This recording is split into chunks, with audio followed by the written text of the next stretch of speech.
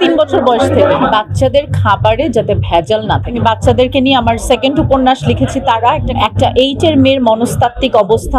আজকে অ্যাওয়ার্ড পেলাম লাল মোরগের ঝুঁটি সিনেমার জন্য, যেটা পরিচালনা করেছেন নুরুল আলম আতিক এবং প্রডিউসার ছিল তার স্ত্রী, এবং সেও একজন নির্মাতা মাতিয়া বানু। মাত্র ডাবিং থেকে আসলাম এফডিসি থেকে।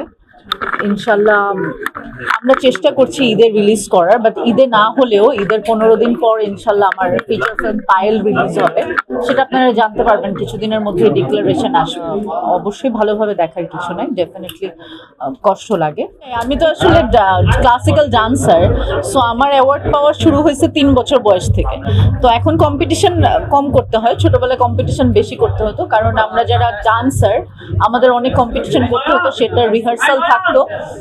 সো অ্যাওয়ার্ড পাচ্ছি 3 বছর বয়স থেকে। আমি তো চাইবো যে অবশ্যই যাতে আর কোনো শিশু নির্যাতন না হয়, শিশুদের নির্যাতন যাতে না হয়, এবং ভেরি ইম্পর্টেন্ট হচ্ছে শিশুদের খাদ্যে মানে বাচ্চাদের খাবারে যাতে ভেজাল না থাকে। দিস ইজ ভেরি ইম্পর্টেন্ট, এটা আমার কাছে মনে হয়।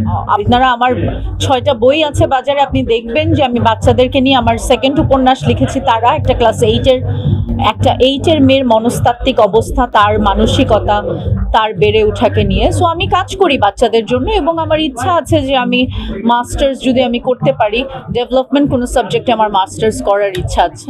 সো বাচ্চাদেরকে নিয়ে কাজ করার আমার ইচ্ছা আছে।